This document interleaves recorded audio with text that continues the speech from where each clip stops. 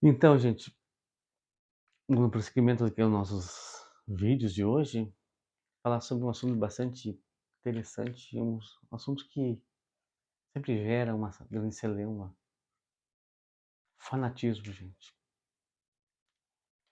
E essa palavra quer dizer, né, o que que é esse ser fanático? Geralmente, nós passamos daquele senso comum dizendo que religião, política e futebol não se discute, né? Quando alguém me fala isso, eu devolvo essa pergunta à pessoa. Primeiro, pela grande questão, o que que as pessoas entendem por discutir, né? Qual o conceito que elas levam sobre o que elas entendem por discutir, né? É coisa de briga, de guerra, né? Essa sacramentação tutelada pelo senso comum, mas de um certo modo, quando você começa a refletir nesse tipo de discurso ou de fala, você começa a entender que são as três áreas que a própria o próprio fanatismo ele tem um campo fértil, né? Por exemplo, na cultura, no futebol. Se você fala que o time do fulano é ruim, você cria uma guerra. Basta você lá tirar sarro do seu adversário lá e tá feito a briga aí numa rede social, né? Na política nem se fala, né? Porque nós estamos aí quase no sentido tribalista, né? Porque parece que estamos vivendo um tipo de gangue, né? Ou seja, de barbárie, né? Parecendo aqueles bárbaros que viviam em clãs que se odiavam e na primeira oportunidade eles se matavam todos, né? Na religião né, também é outra questão, né? A gente vê certas falas aí e a gente vê que na religião, na política, na cultura, até na ciência, quando ela se torna muito dogmática, é um campo fértil para esse tipo de fanatismo, onde a pessoa tenta defender.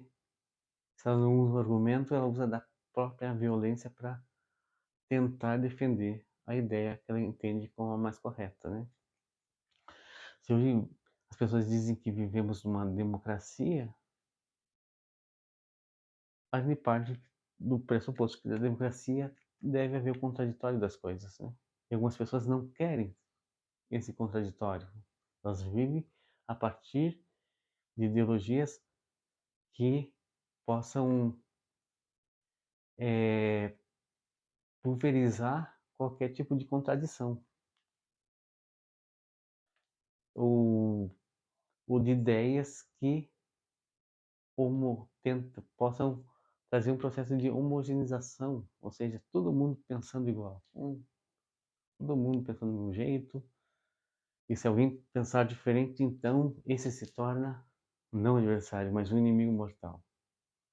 E é o que nós temos visto no tipo de sociedade, por isso a gente vê um crescimento tão expressivo de violência, né? Por isso que se pergunta, se vê esse discurso que a democracia está sendo